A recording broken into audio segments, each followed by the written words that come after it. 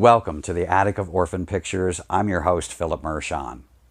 Mary Roberts Reinhardt was a top mystery writer who, in the 40s, lived in Manhattan and had a place in Maine, which sounds really familiar. She was known as America's Agatha Christie, and it was she who originally penned the phrase, "The butler did it."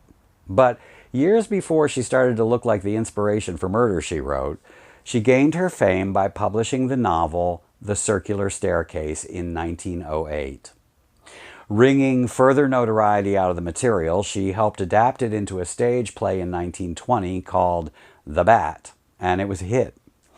And as the entertainment industry just loves its remakes, it was adapted again as the 1926 silent Jack Pickford picture, also called The Bat, and again in the 1930 talkie The Bat Whispers, which incidentally, comic book legend Bob Kane cited as his inspiration for the character of the Batman. And then one more time, the material was reproduced in the 1959 Allied Artists offering, The Bat, which, at long last, is today's orphan picture. This picture was a suggestion to me by my lovely friend Rhiannon, and when she said, "How about The Bat with Vincent Price and Agnes Moorehead?" I had heard pretty much all I needed to hear. And it's fitting as I'm presenting it the week of Halloween, but as these episodes can be watched anytime, I promise it'll be a great watch no matter the time of year you may see it. Because the truth is, despite the spooky title and the star, The Bat is really more of a whodunit mystery than a horror film, even though it does employ the old dark house setting. And what's more, it's got a tasty bit of camp value.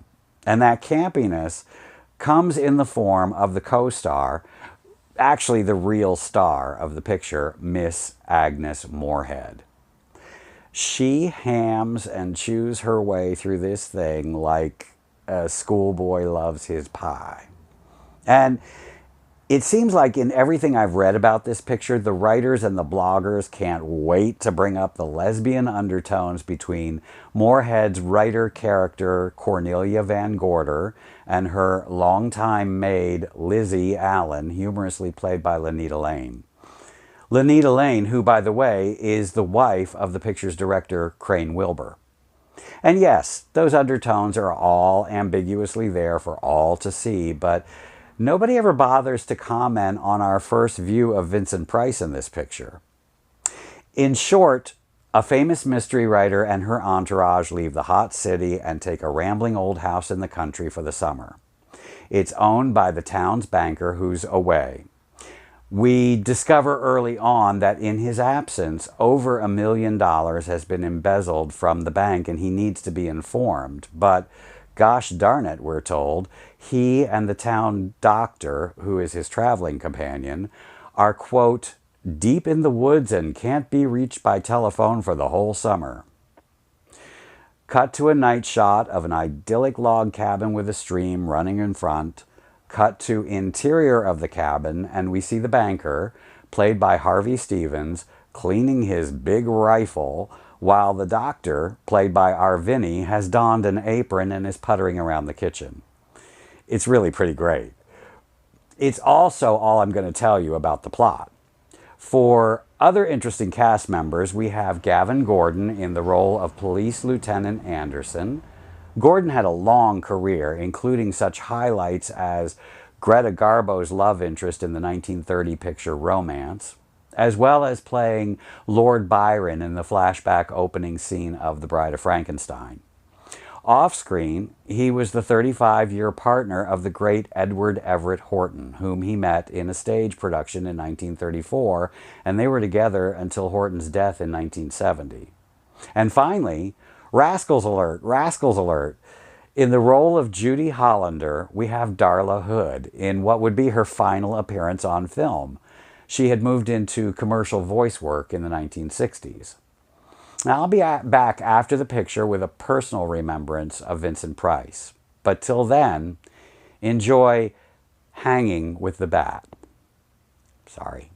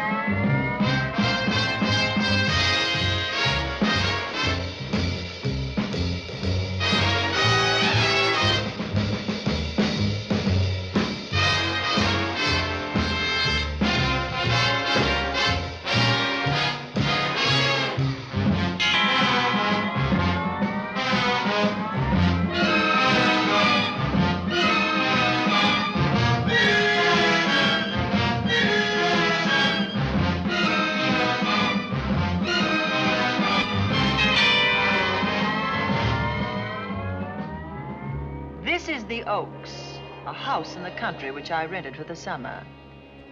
As an author, I write tales of mystery and murder.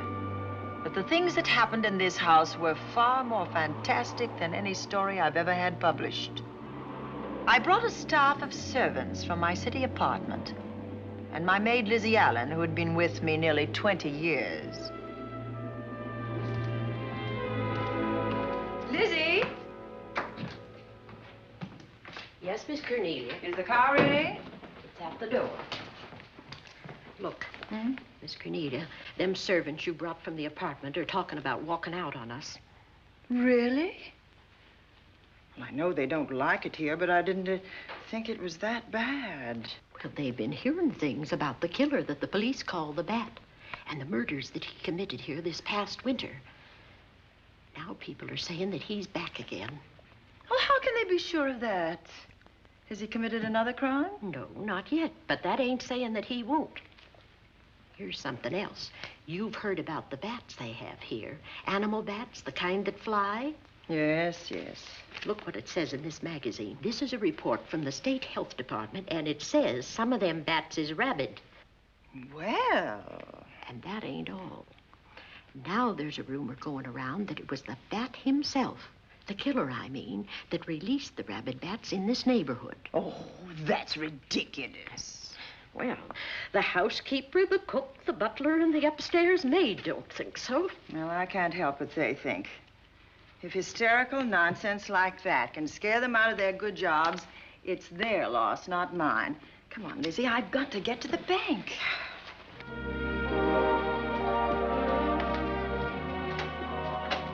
Drive directly to Zenith Bank, Warner. I'm afraid we'll have to hurry. It's near closing time. I'll get you there, Miss Van Gorder.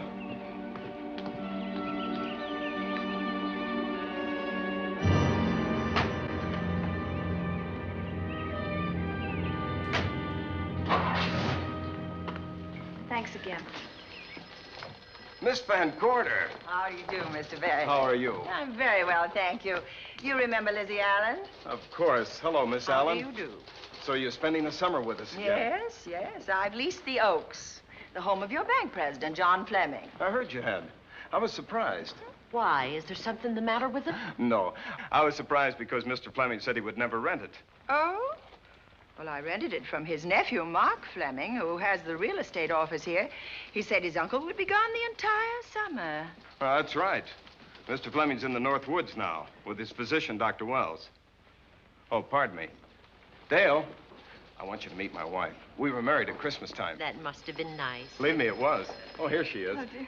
My How wife, do you Miss do? Van Gorder, Miss Allen. How do you do, Mrs. How do you do? Cornelia Van Gorder. Yes. Oh, well, I've read every murder mystery you've ever written. I just adored that weird one, The Private Morgue of Dr. X, even though it gave me the shivers. Only the shivers? Scared hell out of me. Oh. Well, I really mean that Miss Corney killed them off in that one. When you refer to my books, please don't call me Miss Corney. Pardon me, Mr. Bailey. Mr. Hines is here to see you. Oh, yes. Excuse me, please. Don't be strangers now. No, Oh, no, I we should won't. say not. Oh, so you're a bride. Well, not quite. Not since Christmas. You know, I'm sure I've seen you. Well, I used to be my husband's secretary here in the bank. Of course I remember. May I welcome our most distinguished visitor back to Zenith? Oh, that's very charming, but, Lieutenant Anderson. Lieutenant Anderson, of course. Chief of Detectives of the Zenith Police Department. This is Miss Allen. Miss Allen? How do you do? Lieutenant Anderson is one of our favorite citizens. He's on the bank's board of directors. Not bad for a policeman. You must have made a good thing of it. Well, I saved my money, if that's what you mean. It's near closing time, and I've got some business in the safe deposit vault. Please come and see me, Mrs. Bailey. Oh, I'd love to. And you, Lieutenant. Thank you. Goodbye. Goodbye. Nice to meet you. My, what a charming woman.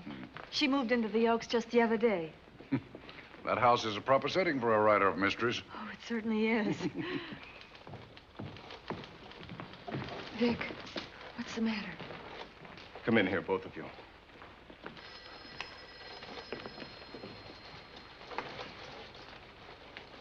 Andy, we're in trouble. Wendell Hines came in to pick up $350,000 worth of bonds that we were holding as collateral for a loan. They were kept in our special vault. Mr. Fleming and I are the only officers of the bank who have access to that vault. So? The Hines bonds are gone. That's not all. Other negotiable securities are missing. From what I can gather, short of a careful check, the bank has been looted of over $1 million worth of securities. You'll have to notify Fleming. I wish I could talk to him. Unfortunately, he and Dr. Wells are deep in the woods. They can't be reached by phone.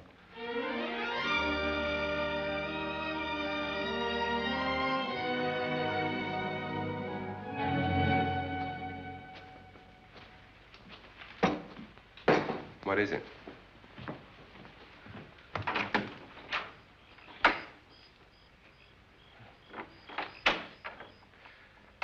I thought I heard someone on the path coming from the lake. Had an idea it might be that guide of ours. Oh, Sam won't show up until morning. It's a 20-mile canoe trip from here to civilization. 5 will get you 10. Sam has a message for me. I thought you told him at the bank not to bother you. I did, but they'll bother me. Doctor. Yes, John. What would you do for $500,000? Anything short of murder. Why not murder? Too messy. Too great a risk? For $500,000? Yes. I pinched $1 million from the bank. Well, I'm not kidding. I embezzled it. Not that I think you wouldn't do it if you thought you could get away with it. I got away with it. I'm not talking about currency. I took negotiable securities that could be converted into cash. I have the cash in 10s, 20s, and 100s. Well, I'm your doctor, not your lawyer. Why tell me this? You'll find out why. Who's going to take the blame for the robbery? Bailey, the cashier. They'll never suspect me. I like Bailey. Well, so do I. I love the guy. I gave him his first chance. He has a lovely little wife. Charming girl. Was the best man. Where's the $1 million? In my family's tomb in Zenith. In the crypt with my father's casket. I don't buy that, John. No? No. You forget that I had you in charge when you were a very sick man. When you raved in delirium. And I heard you talk about a hidden room. Now, where else could you put a hidden room except in that mansion you built? That white elephant you call the Oaks. Look, everyone knows I have a bad heart. Now, who would doubt it if you wired the bank directors that my heart had failed? That I had fallen from a great height here in the woods. And that I was badly smashed up. You could ship the body back for burial and instruct them not to open the casket due to the condition of its contents. Well, you realize, of course, that we'd have to have a body to put in that casket, which means that we'd have to deal with an undertaker at this end. Of course. Well, where do we get a body? Couldn't we provide one of our own? How about Sam? Sam, our guide? Sam weighs about as much as I do. He's practically a hermit. He wouldn't be missed for a long time. The local undertaker would know him. Not if we made him look as if he'd been in a serious accident. But if Bailey's going to take the blame, why'd he have to do this? A jury might acquit him. In that case, I'd be a logical suspect. I could disappear, of course, but it's safer if they think I'm dead.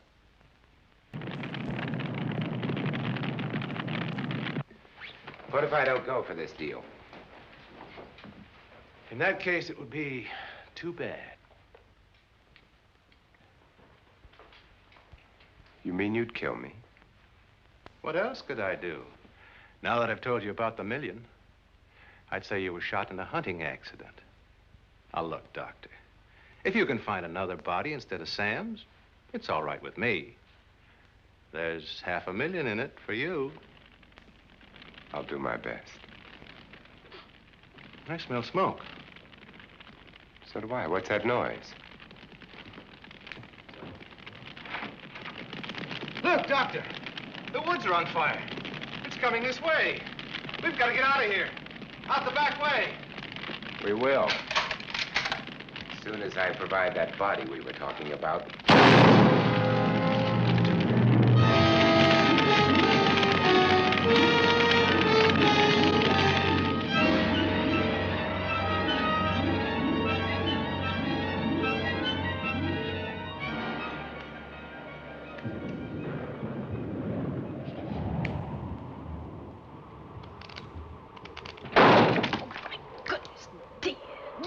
Is that you? Yes, Miss Cornelia.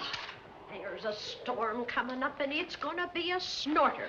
The wind nearly blew the door off its hinges. Well, that noise blew my game higher than a kite. I think I've lost some of the cards. Oh, I'll get them for you. Oh, I see you found the paper. Drat that paper boy, scooting by on his bicycle, just chucked it into a clump of bushes and let it go at that. For land's sake, Mr. Vic Bailey's been arrested. Oh? I think.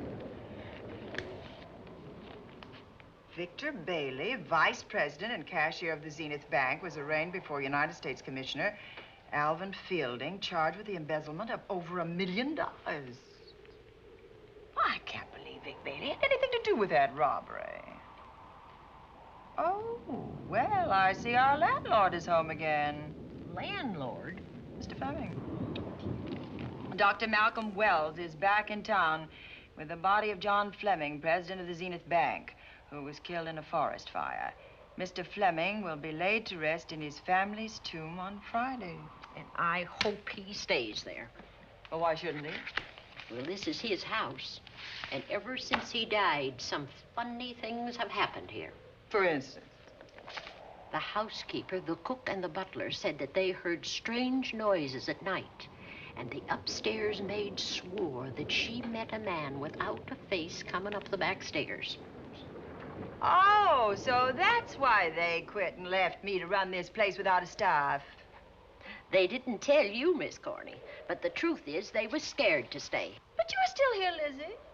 Haven't you seen anything? No. No, and even if I had, I ain't afraid of ghosts. They're afraid of me. Honest, Miss Corney, a spiritualist told me once that ghosts was allergic to me. But this Bat feller they keep talking about in the paper, I guess he'd be different. No, I don't think you'd have the same effect on him. Oh, dear. What are they trying to do? Drive people away from this part of the country? Why, what does it say about the bat? His specialty seems to be killing women. My goodness, 2 of them in one night. All his victims died the same way, like their throats had been ripped open with steel claws. That's a charming little caper. I'll have to try it sometime. In a book.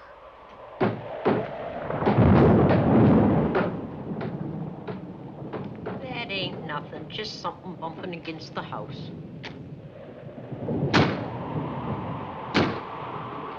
That's just the wind banging a door. Pay no attention to it. Listen to this. One of his victims, who lived for a moment after she was found, described the bat as a man without a face. Honest, Miss Corney, I think that woman must have been exaggerating.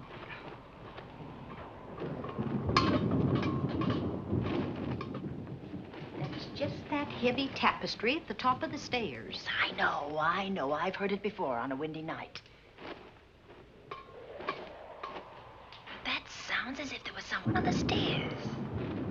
I know there isn't. At least there shouldn't be. There ain't. Them's just the noises you hear in any old house on a windy night. It says here that the bat never leaves no fingerprints. That's understandable. Having no face, he probably has no fingers either.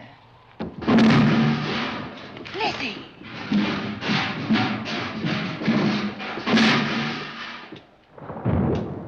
And that, I suppose, is the cat dropping its dentures. No, I don't think so. But I think it's something should be looked into.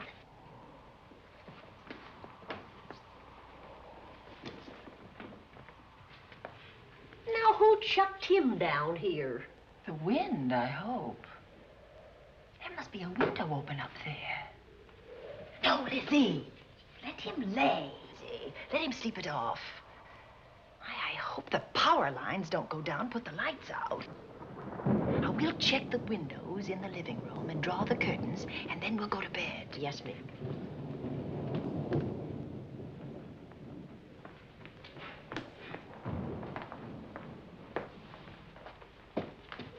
I won't be a minute.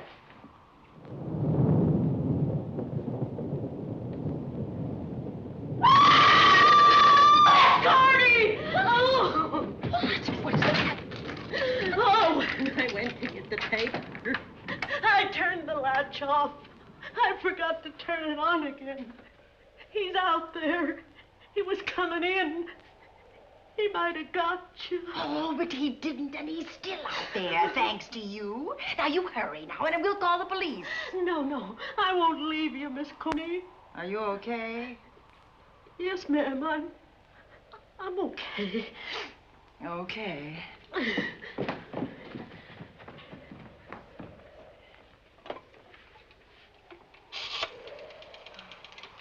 Operator? Give me the police department, please. Zenith Police Department.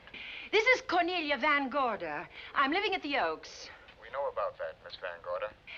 Just a moment ago, a man tried to force his way into this house. You're not alone there, are you? What about your servants? Well, I have none except my chauffeur, and he's away. He won't be back until the morning. Now, there's only 2 of us here tonight, and we're going to lock ourselves in my room. Now, if any of your men see anything, will you have them call me? I'll send officers over there right away. Oh, thank you very much. Come on, Lizzie. We're going to sleep in my room.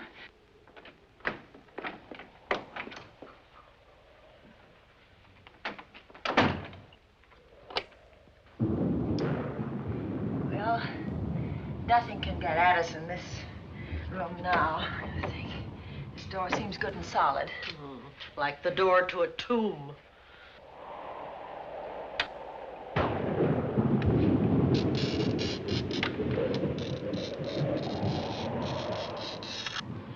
I think that couch will be comfortable. There's some extra bedding, you know. Yes, ma'am. Closet. Let's see now.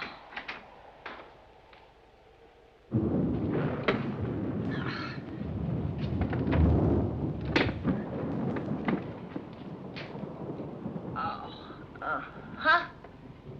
No bolt. Well, that's not so good.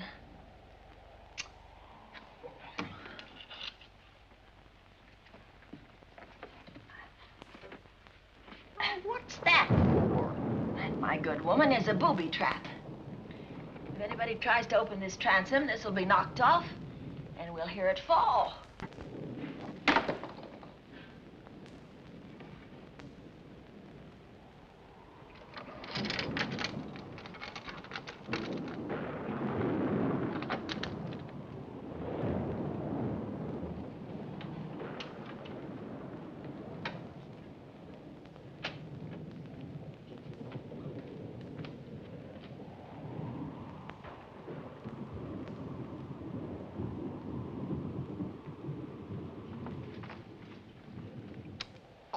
Fiddlesticks.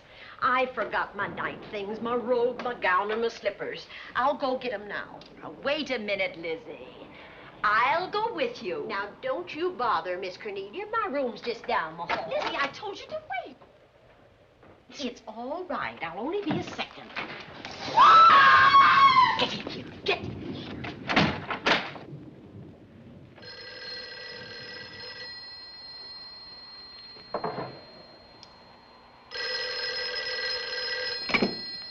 Yes? Miss Van Gorder? Yes? Zenith Police Department. There's a police car just outside your house, and the officers in it have reported that there's no sign of a prowler anywhere on the grounds. Oh, the man's inside now. He's in the hall, just outside my bedroom. Have your men break through the kitchen door and search this place from top to bottom. Okay, Miss Van Gorder. Sit tight. I will. I have a gun, and I know how to use it.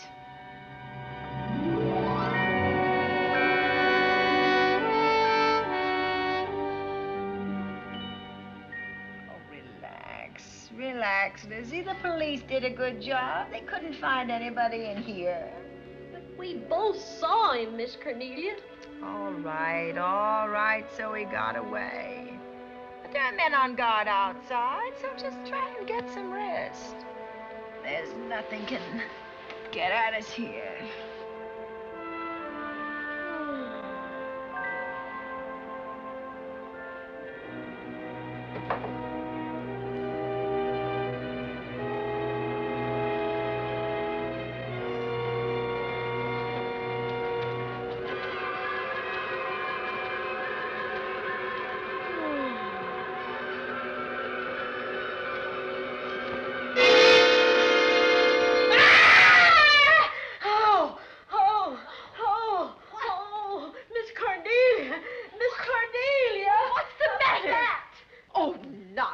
You've had a nightmare. Maybe I did.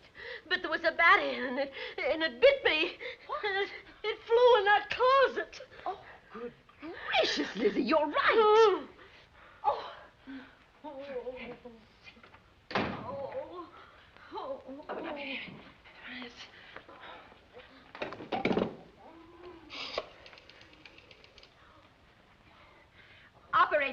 Operator, will you get me Dr. Malcolm Wells' office, please? No, I don't know his number, and I have no phone book up here, but this is an emergency. Will you connect me with his office, please? Oh, dear, I'm going to get the rabies. Hello? Hello? Dr. Wells' office? This is a call service. Dr. Wells is out at the moment, but if you'll give me your name and number, I'll try to locate him. Well, this is Miss Van Gorder of the Oaks. My maid has just been bitten by a bat that may be rabid, and she must have treatment as soon as possible. And I was told that Dr. Wells was the nearest physician. I'll try to find him for you, and if I can't, I'll send you another doctor. Oh, well, thank you very much. Oh, he's out on a case. Oh. Oh, I hope it's not a delivery. A baby, I mean. They can be terribly complicated. It never bothered me none. Oh, Lizzie, you never had a baby. Of course I didn't. That's why they never bothered me. Oh, does it hurt, huh? A little.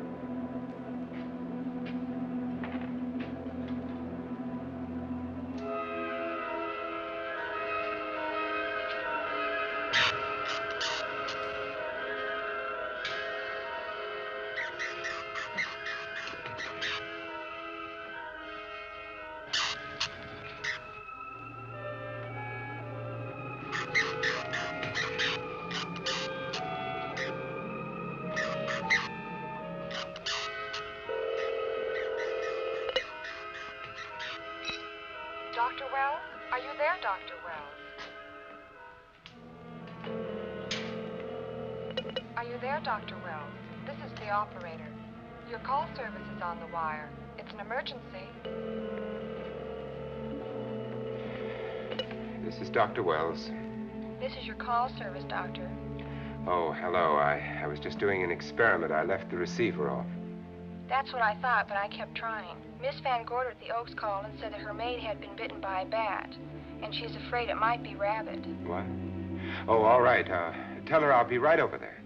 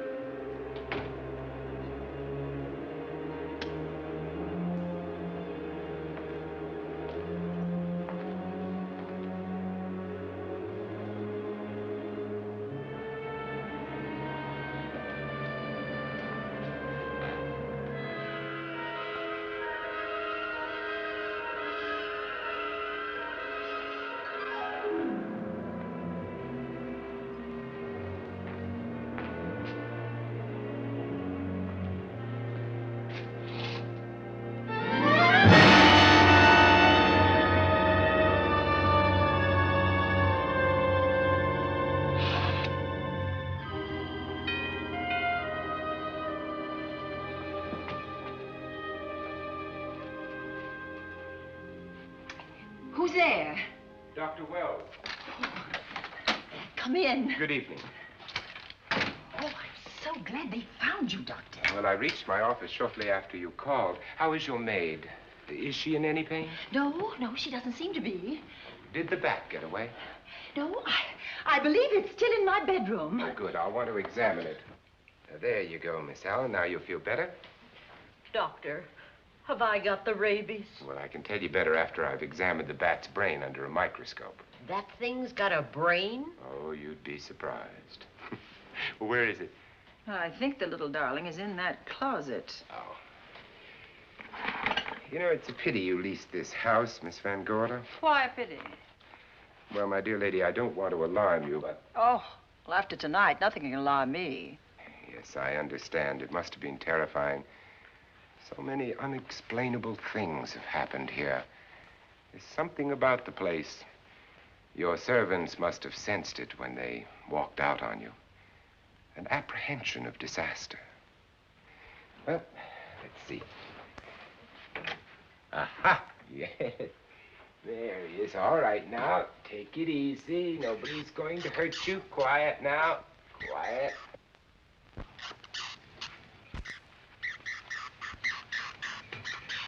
And he looks quite normal. Doesn't seem to be sick at all. Oh, ain't that nice? I've been worried about him. Well, you should be. From his appearance, I'd say that he doesn't have any infection. In which case, you've had a narrow escape.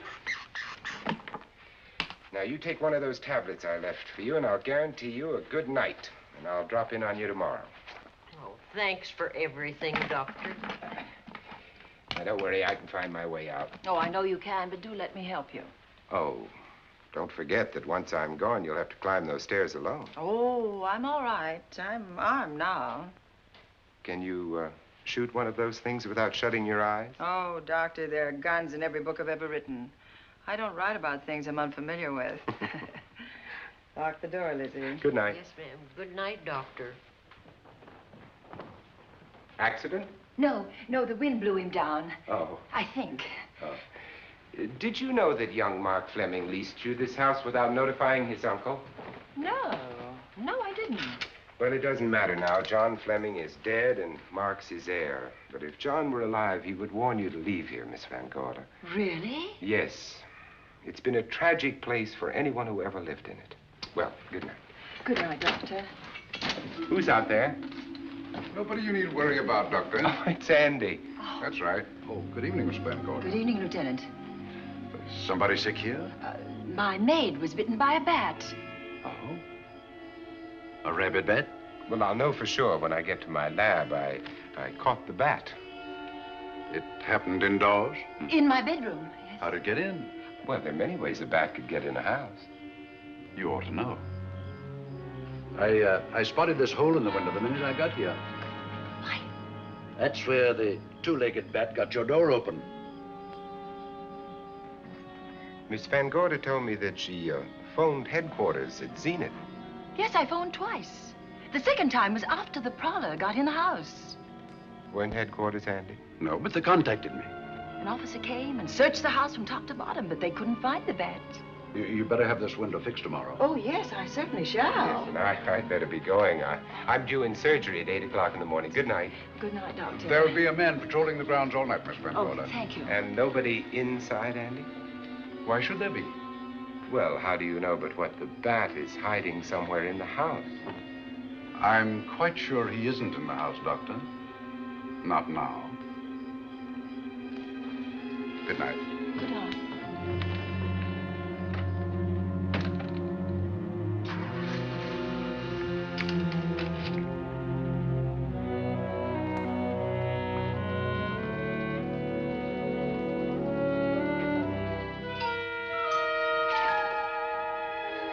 Hi, Andy. Hello, Mark. Well, congratulations. Real estate business must be picking up. New office, new furniture. New deal. How do you like it? It looks expensive.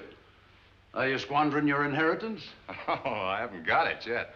Well, the paper says John Fleming left his entire fortune to you. Funny thing about that entire fortune is that we can't find it. No kidding. Oh, all Uncle John had in his bank account was a couple of $100.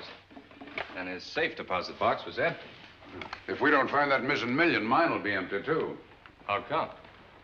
Well, all my savings were invested in Zenith Bank stock. The examiners won't certify the bank as solvent until those stolen securities are found. So the stockholders have voted an assessment that'll wipe some of us out. It's a since those securities have been converted into cash. And if I can't find that cash, I'm sunk. Well, where are you going to look for it, Andy? Here in Zenith. Your uncle wouldn't take $1 million on a hunting trip, would he? You suspect Uncle John? Why, Andy, he founded the Zenith Bank. That'd be like robbing the family tomb. You think he wouldn't? Well, besides, Vic Bailey's fingerprints are all over the vault. Now, they didn't find any of Uncle John's fingerprints. Because he wiped them off.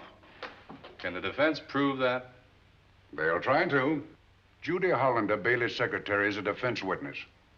And they believe her testimony will have a powerful effect on the jury. Oh, well, she has a powerful effect on me. Judy's a doll. Here's the book you mentioned, Judy. It's your newest one. Yes, it's just been published. You can have that copy if you wish. Oh, it's a first edition and you've signed it. Yes, of course. Thank you so much. May I serve tea now, Miss Van Gorder? Yes, please do, Warner. Thank you. Well, I see you've engaged new servants. Yes, of course. Well, how did you persuade them to live in this house? Well, Jane Patterson, my new housekeeper, knows this house better than you do, Doctor. Oh? She worked for John Fleming. And Warner was my chauffeur. A chauffeur turned butler? Yes, incredible. He can play any part at a moment's notice. Did you get a plumber, Warner? No, we can't get a plumber for 3 days, madam. What about that leaking pipe? The basement will be flooded in 3 days. Well, the pipe is no longer leaking. You mean it's dried up of its own accord? No, not quite. I packed the elbow where the water was coming out. Packed the elbow? Oh, where did you learn how to do that? Well, into each life, a little rain must fall, and a careful man learns to keep himself dry. Now, is there anything else that you require, Miss Van Gorder? No, not at the moment, Warner. Thank you, madam. Now, there's a character. How long did you say that he worked for you as chauffeur? About 3 months. Well, I hope he doesn't have a police record. My dear Dale, it may interest you to know that the last night of his life, John Fleming told me that he loved your husband like a son. If Fleming were alive today, he would be fighting to prove Vic's innocence. Could Mr. Fleming prove his own innocence? Miss Van Gorder, can there be any doubt about it? There will be when Miss Hollander testifies at Vic's trial. Oh? You know something that we haven't heard yet, Judy? Something I saw with my own eyes. She's not permitted to say what it was. My dear girl, I wouldn't think of asking her. But let's assume for a moment that Fleming did steal the $1 million. Now, what would he do about it? Where is it? Hidden someplace where he could lay his hands on it without getting caught in the act. Now, if I was writing this, instead of living in the middle of it, I'd hide it right here in this spooky old house. Under a loose floorboard or up a chimney?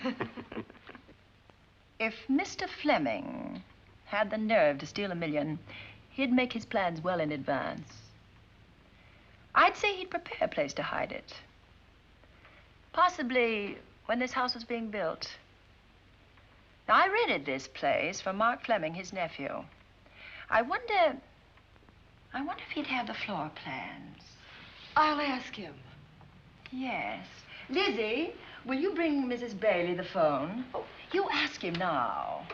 Okay. His number is Summit 7537. Oh, thank you, Lizzie. Summit 7537. Not bad, eh, Andy? That means new business.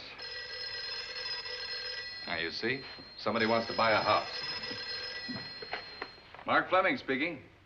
Oh, hello, Dale. Well, hang on a minute, honey, while I see if I have him. It's Dale Bailey, all excited. Miss Van Gorder wants to know if I have the floor plans of the Oaks. Now, what would she want with the floor plans? Well, she suggested to me that your uncle might have hidden the bank loot there. Are the plans here? Somewhere in the house itself. Wait a minute, there is a place where Uncle Johnny might have kept those blueprints. What place? Well, I heard him talk about it a good many years ago. I can't be sure of the exact location. Anyway, I don't think the old boy had the guts to steal $1 million. But if I find those plans, I'll let you know, Andy. Hello, Dale. Look, honey, I haven't seen those plans since I was a kid, but I'll come over tonight and maybe we can find them. Thank you, Mark. We'll expect you. He seems to think they're here in the house somewhere. He's coming over tonight. Well, that's good. Dale and Judy are my house guests for the weekend. Would you like to have dinner with us tonight? Oh, no, thank you. I couldn't. I still have a few calls to make. You know, if Judy's testimony is going to clear Vic Bailey and implicate John Fleming, others may get the idea that there's buried treasure in this house. Don't even mention your testimony until you're actually on the stand. Oh, I won't. That's a smart girl, Judy, and a very lovely girl. Well, good afternoon, ladies. Goodbye, Doctor. Dr. Will. Come on, girls, let's go.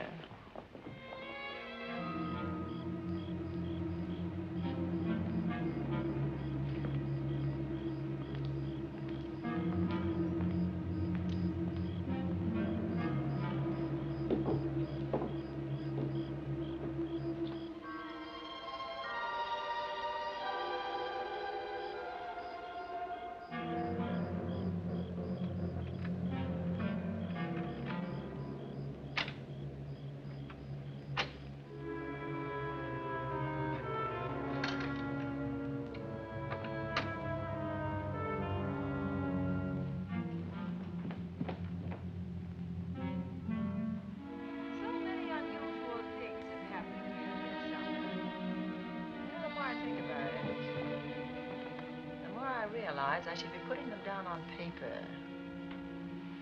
Weren't you your husband's secretary, Dale? Yes, I was. Do you take shorthand? Mm-hmm. Well, my dear, if you'd like to have your mind occupied, I want you to work with me while I write the story of this fantastic criminal, the Bat.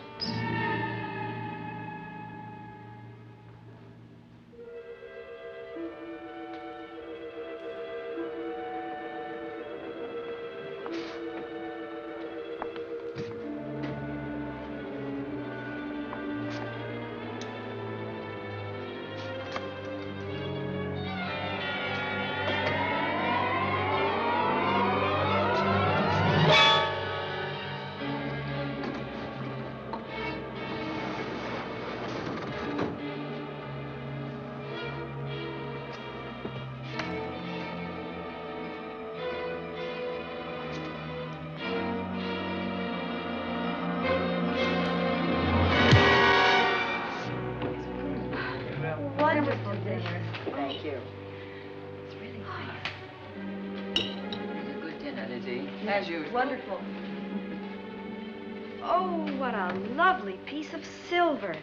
It's an original, isn't it? Yes, they still use them in England for buffet breakfasts. Some hot water in the bottom.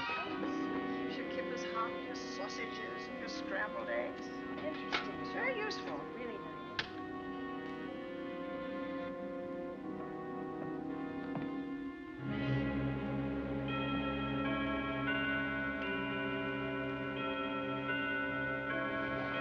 Clock hasn't struck the hour in the last 10 years, if I'm to believe what Mark Fleming told me. Why is it angled away from the wall like that? I don't know. Somebody must have moved it. Lizzie, very likely when she was dusting. Wait a minute. Did you know there's a door in this paneling? No, I didn't. Oh, My gracious, so there is. Maybe it opens to a secret passage. Well, certainly to a secret something. Who knows, girls? Who may be about to stumble on that missing million? Oh, this is... Oh. There's a panel. There must be some gimmick to it. There always is. Yes, it moves. It moves. It moves. Oh.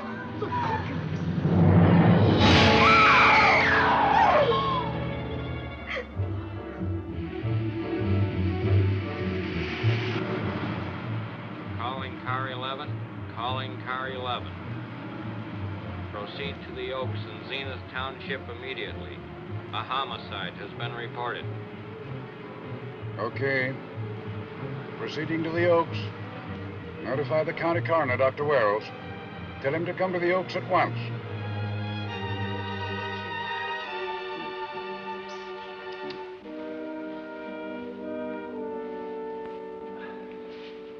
Horrible. As if his throat has been torn by some creature with fangs or claws. That's his sign. We found it on the others he killed. I'd hoped those reports that he was up to his old tricks again were pure imagination, but apparently they're based on fact. He's come back. Back to the scene of his kills. Yes, that's who I mean. That's who did this. The bat. Who found Mark? We all did. And his Dale and Judy and I. Lizzie was in the dining room. This is my new housekeeper, Jane Patterson. You know, she worked for John Fleming. I know her. Where were you, Mrs. Patterson? In the kitchen, cleaning up. I cooked the dinner tonight. Did you know that the secret closet was here? No. It was behind the grandfather's clock. Well, it was I who found it, really. Noticed the clock had been moved and the door wasn't quite closed. I'll get it.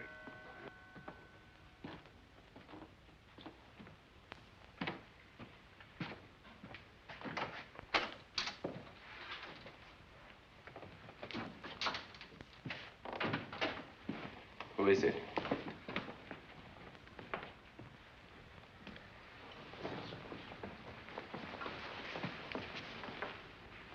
Mark Fleming. As coroner, you saw the same wounds on the others.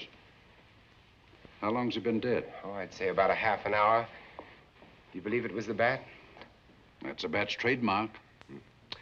Perhaps he's still in the house. That's possible. Why should he be? Because he's looking for something, and like you, he believes it's here. And he's a persistent killer. I would advise you to get out of this house as quickly as possible, notwithstanding our expert police protection. Have you called the morgue? They're on their way here. Oh, good. I want to examine the body before they get here. May we take it into another room? Yes, to the sunroom in the back. Thank you. Give me a hand. Excuse me.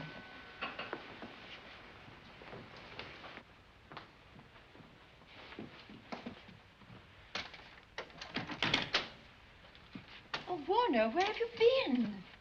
Well, madam, it was... Has been an accident? There's been a murder. Mark Fleming, the young man from whom I leased this place, was killed here tonight.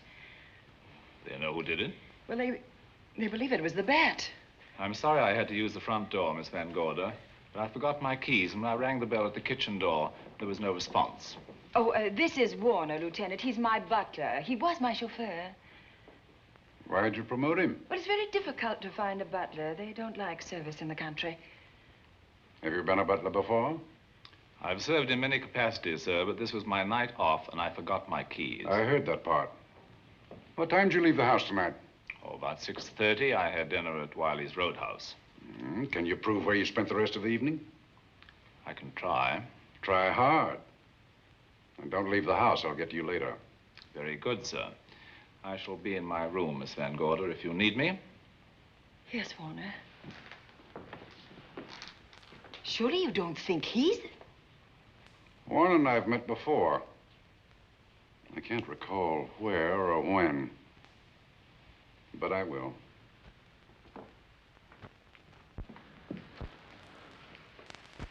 There'll be a crew here shortly from headquarters, dusting for fingerprints, taking photographs. But in the meantime, Mrs. Patterson, you aren't leaving the house tonight, are you? No, Lieutenant. Don't. I'll talk to you in the morning. Good night. Good night, sir. Good night, Miss Van Gorder.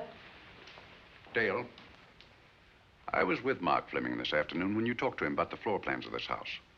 I heard him tell you he was coming here tonight. Dale called him at my request. She told me he was coming.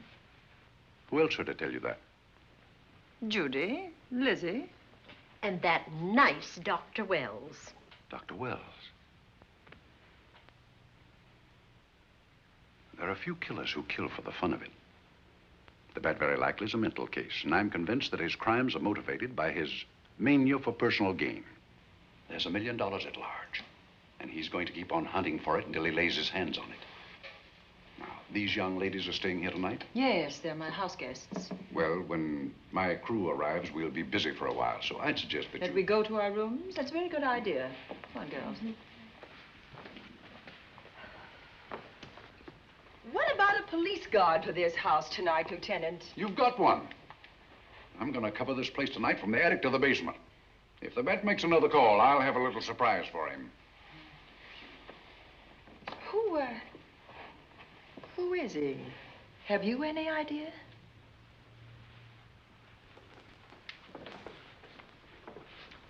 He could be anybody.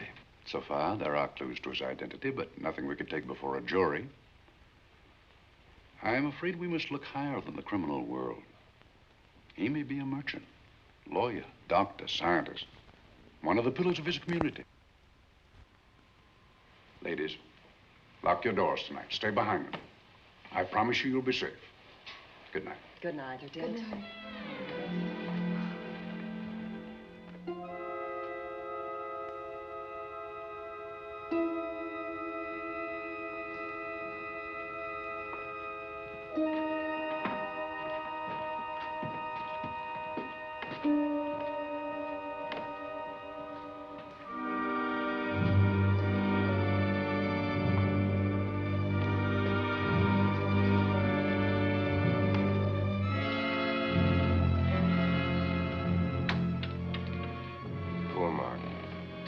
It's a pity.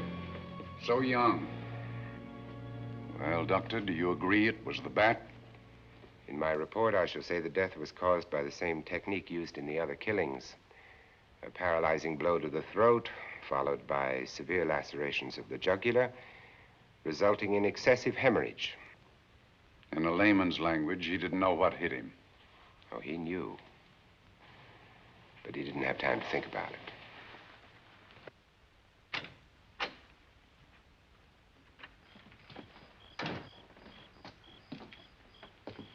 Staying here tonight, Andy? Well, until I check the doors and windows, but I'll be back bright and early in the morning. Neither snow, nor rain, nor heat, nor gloom of night stays these couriers from the swift completion of their appointed rounds. A lot of people are due for a shock when I close this case. Yes, I'm sure they are. Good night, Andy. Don't get hurt.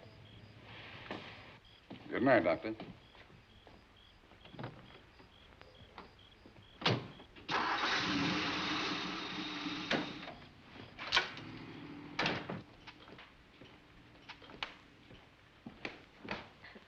You know, I think we'd better let you get some sleep. Oh, Lizzie and I share this room for mutual protection.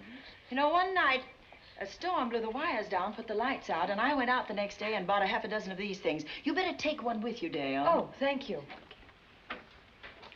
We'll go across the hall now. Are you sure there's nothing else you need? Oh, no. Quite sure. We'll be all right. Well, if anything bothers you, you just sing out, and 2 strong women will come to your rescue. Oh, nothing will bother us. Not with Andy on the job. No. Well, good night. Good night, Miss Van Gordon. See you in the Don't worry, everything will be all right. We won't. Good night. Good night.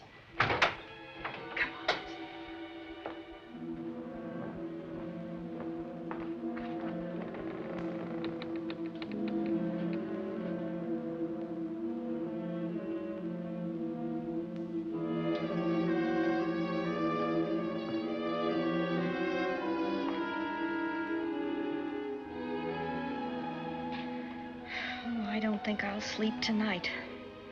Me neither. All I can see is poor Mark Fleming staring at us. I thought that when people died, their eyes closed, as in sleep. Don't think about it. I'll bet you're thinking about it. No, I was thinking of my poor husband sleeping in jail tonight. Oh, Judy, I love him so much.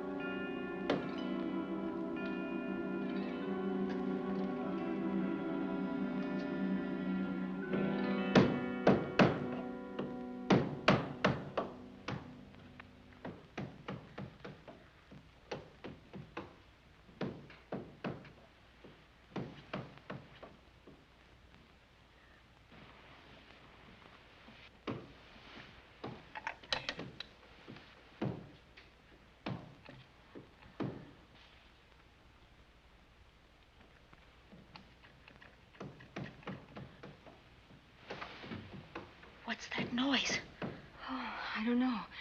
I kind of fell half asleep. For a moment, I thought it was something from a dream. It's somewhere in the house. Yes, on the floor above. Not directly over us. Probably a room overlooking the driveway.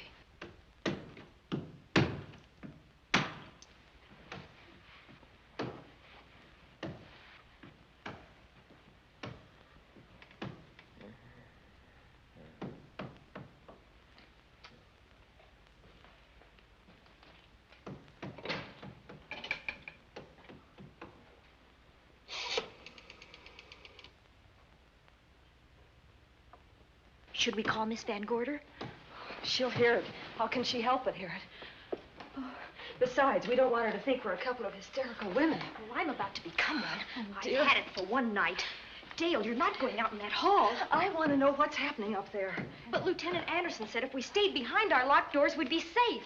Vic isn't safe locked up in that jail. Suppose that stolen money is in this house. Mark Fleming seemed to think it was. Maybe that's what somebody's looking for. For heaven's sake, don't you hear that awful noise up there? Now, Lizzie, you've just got to stay awake. The house phone and the outside phone wires have been cut, and we can't get help. Where's that policeman? Oh, I don't know. Something must have happened to him. Now, go on, get on your robe. Oh, Dale, please don't go up there. I've got to. Think what it could mean to Vic. Now, you stay here. Oh, no. If you go, I go.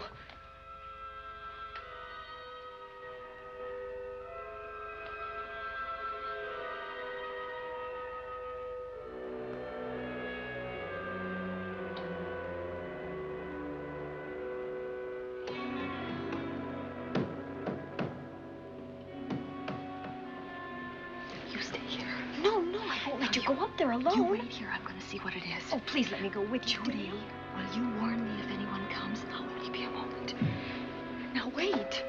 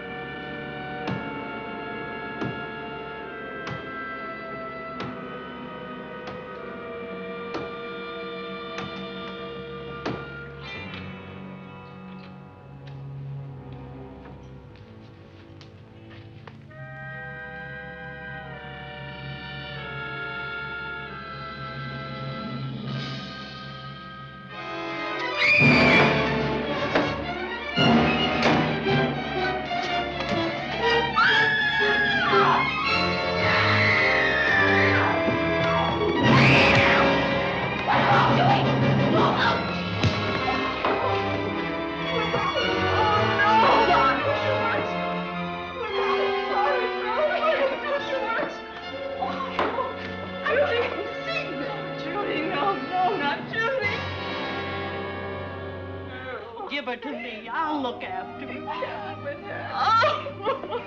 Poor baby.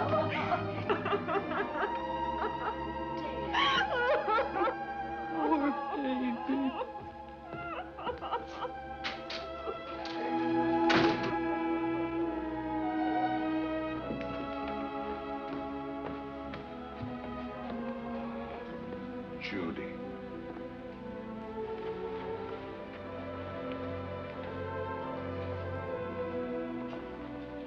The bat. Yes, the bat. He caught her at the head of the stairs. We saw him rushing down the stairs as we came out of the room. I hurled that after him. I hit him, I believe. I'm going to cover this place from attic to basement, you said. Well, what were you covering when that poor child was murdered? Where were you? I saw a man outside in the grounds. I went out there and hunted him. I heard him in among the trees, and so I followed the sound of him as far as the brook down near the back road. And then I lost him. I'd rather give my own life than have this happen to Judy. But I told you to stay in your rooms and lock your doors and stay there. What was she doing at the head of those stairs? That was my fault. They heard a strange noise. Heavy pounding in one of the rooms on the 3rd floor. We all heard it. I wanted to see what it was. Judy, I wish she wouldn't let me go out by myself. I made her stay on the balcony. What about your new butler? Oh, well, he's in his room, I suppose. Oh, Mrs. Patterson. Oh, yes. Did you know what happened here?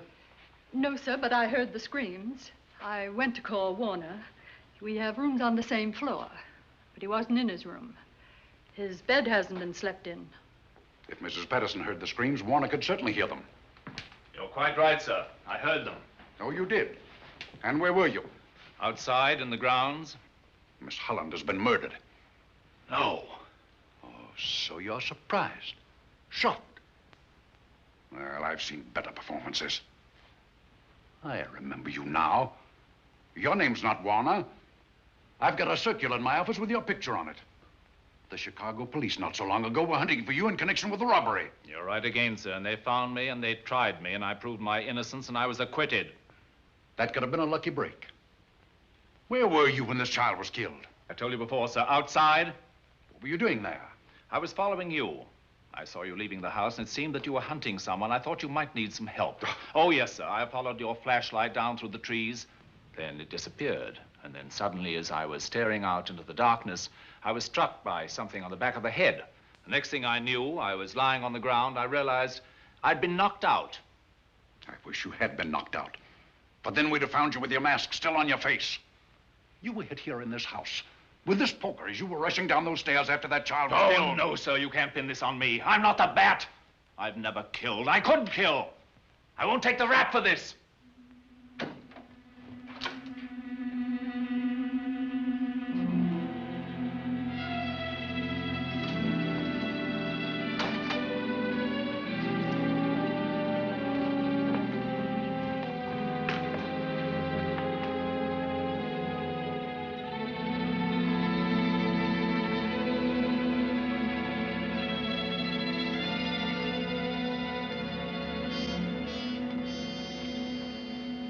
Well, Doctor, we have another case for the county coroner.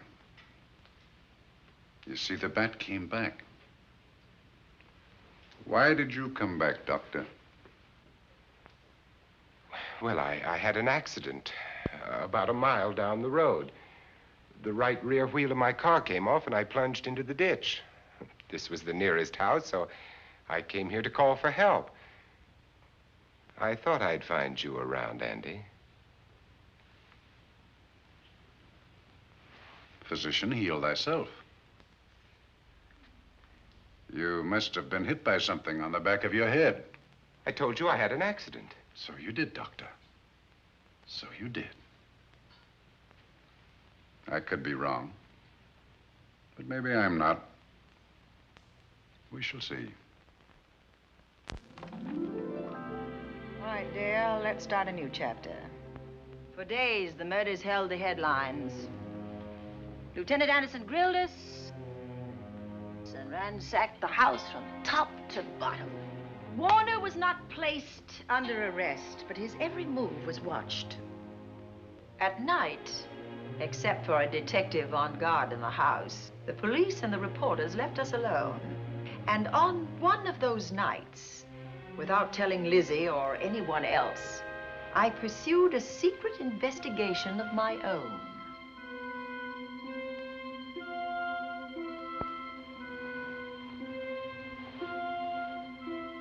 It was in an empty room on the 3rd floor where we kept our trunks and other things.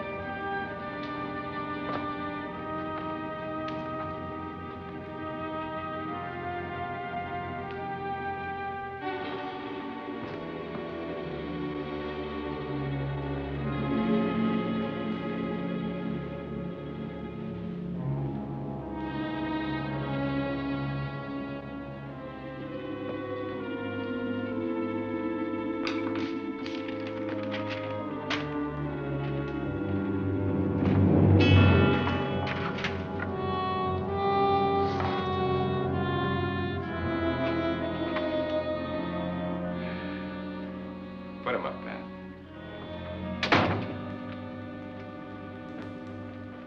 It's a bright idea to kill me in my own lab and let people think that I'm the bat. But you had to kill me first. What was it to be, ambush? And clever as you are, you're not smart enough to do that. Nor were you smart enough to find the money, though you came quite close to it. But I know where it is. And when you're dead with that sign pinned on your chest, I'm going to collect it and live happily ever after. He destroyed himself. How true that will be. Well, goodbye, Bat. Here's a serum that will heal you whether you're rabid or not.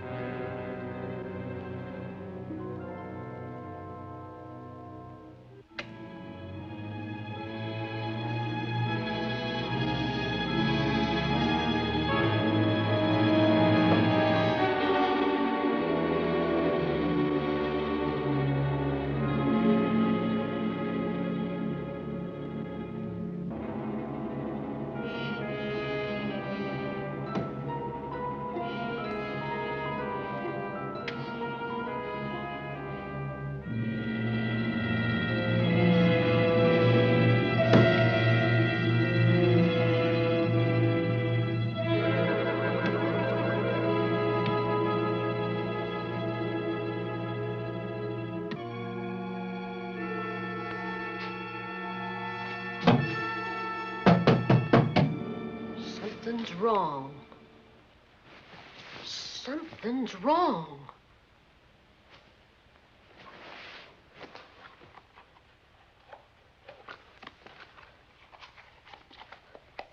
Miss Cornelia.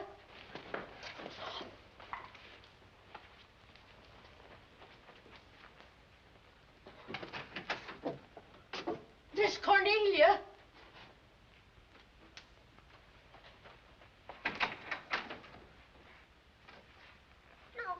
Where would she be going at this time of night?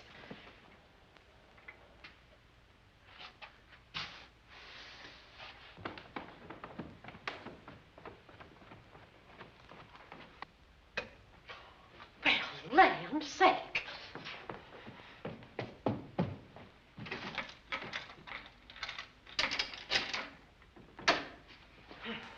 I never.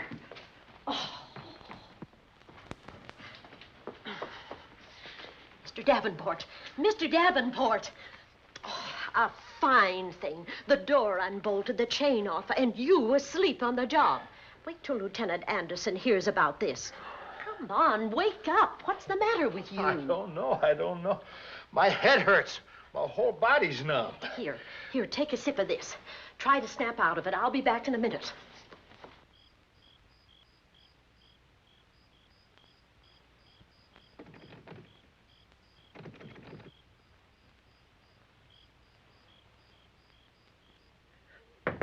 Hurry, will you? It's Lizzie.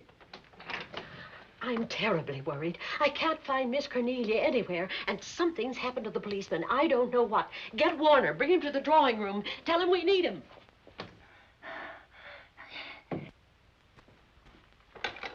Are you all right now? Yeah, I'll be all right in a minute. I remember now. I took a drink of wine from that decanter there. Miss Van Gorder told me to help myself. She wouldn't put nothing in it? Well, somebody did. Somebody who knew I was on duty here. Then it was somebody that got Miss Van Gorder. I can't find her anywhere. Upstairs, downstairs, or in the basement. I told the housekeeper to get Warner.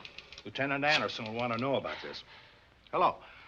Yeah, this is Davenport at the Oaks. We've got trouble here. Well, for one thing, I was drugged. Yeah. But I must have been knocked out because the maid tells me Miss Van Gorder is missing. Well, you better call Anderson and let him know. He's not at home. Well, where is he? Out on a case? What case? Dr. Wells. What else did they tell you about it? Oh, hurry, will you? We've got to find Miss Cornelia. Okay. Lieutenant Anderson is out on a case. Dr. Wells was found dead in a room next to his garage, murdered. Dr. Wells? There's something queer about the killing of Wells, but headquarters won't talk about it. Lizzie, Warner isn't in his room.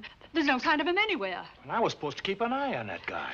Where's Miss Cornelia? That's what I want to know. Wait a minute. Didn't you say that the chain and the bolt were off of the front door? I certainly did. Well, maybe Miss Van Gorder went outside. Oh, she never would. We better look. I can't breathe. There's no air.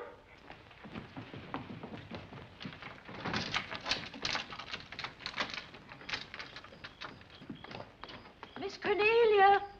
Oh, Miss Van Miss Gorder. Cornelia. Miss Cornelia. Miss Van Gorder. Look. There's a light in that room on the 3rd floor. Were you up there tonight? Well, of course I was, but I turned the lights out before I came downstairs. And Miss Cornelia might have turned them on again. That's where we're going to look first. Come on.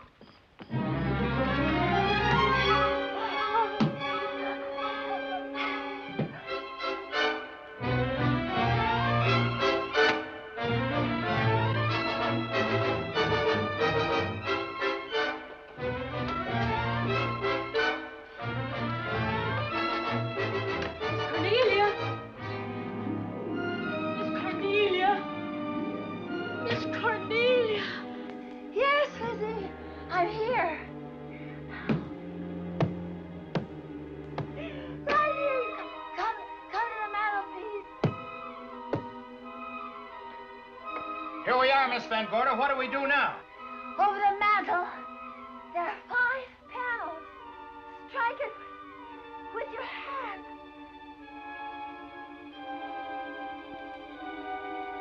Which panel did you say, Miss Van Gorder? Oh, I can't. I just can't. Miss Van Gorder, which panel? We couldn't hear you. She said strike it. What difference does it make which panel? Strike them all. Look.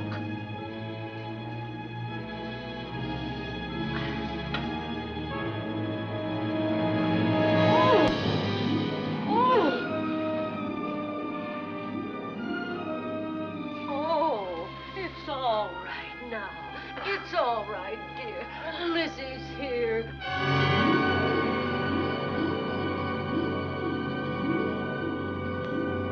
Feeling better? Yes, much better. We'll take you to your room. Oh, no, you won't. I'm going to stay right here. I'm quite all right. Oh, how blessed it is to breathe without an effort. You know, no one knows how sweet the air can taste until someone shuts it off for a moment. That room is just like a box. When the mantelpiece closed, it seemed like all the air was drawn out of it. Look, there it goes again! Let it close. I can open it from in here. There's a control panel behind this blueprint. Electric motor under the trap door here. Once the door is open, you can keep it that way. I believe that the fireplace in this other room opens the same way. And it does.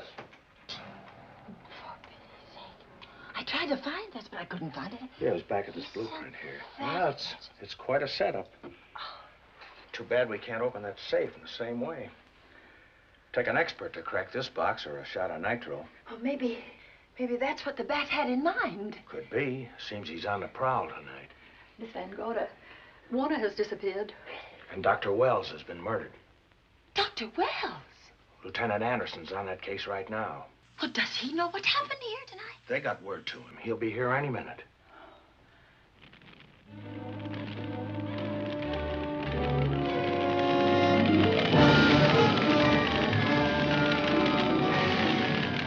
What's that noise? Miss Van Gorder, the garage is on fire. Scott, look at that. Lizzie, put that light out in the other room. Now, where are you going? To to report the fire. Well, you just stay right here. But Miss Ann, go to the garage. Well, let it burn. You watch the stair. Can't you see that fire was set to get us out of the house? Out of the house? Were you talking about the... Yes, I'm talking about the bat. Now that the lights are out, he'll think his trick has worked, and we've gone. He'll be here any minute. Well, so will Lieutenant Anderson. I hope so, but the bat will be here first. And he'll kill again if we're in his way. We've got to be as clever as he is.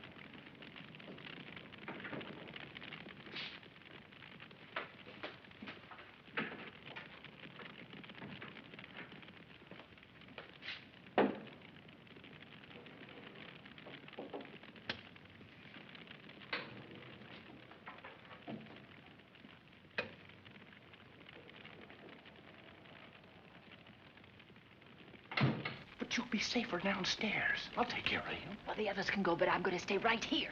All right, but get out of sight.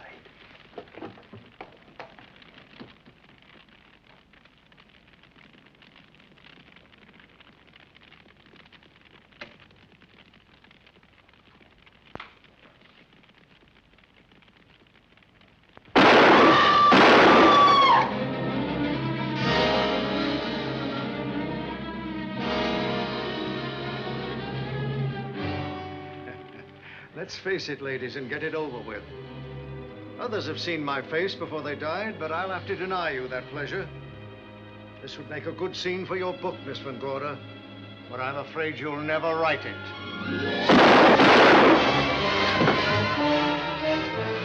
That is Warner. I could tell. You misjudged me, Miss Ellen.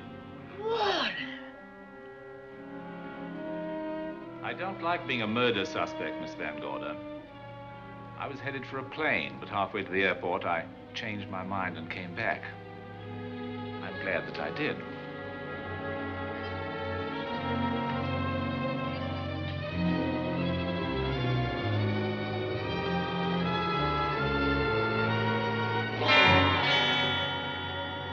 Why, it's Lieutenant Anderson.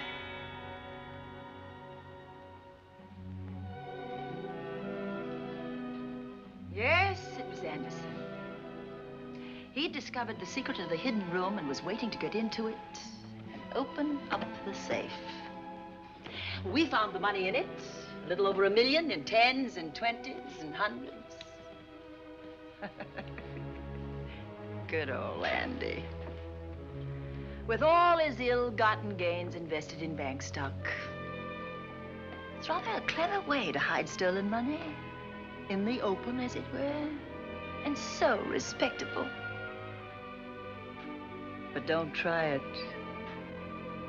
No matter how clever you are, you can't hide murder.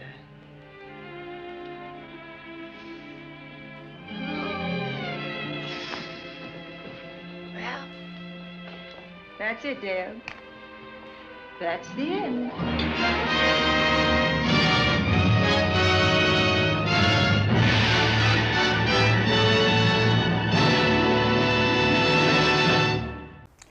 In the fall of 1990, I was working in the Los Angeles office of Joan Rivers, ostensibly as the assistant to her manager. And I was often alone, as this is when she was doing her daytime talk show out of New York and spent most of her time there. Regardless, she had a home and various business concerns out here that always needed tending.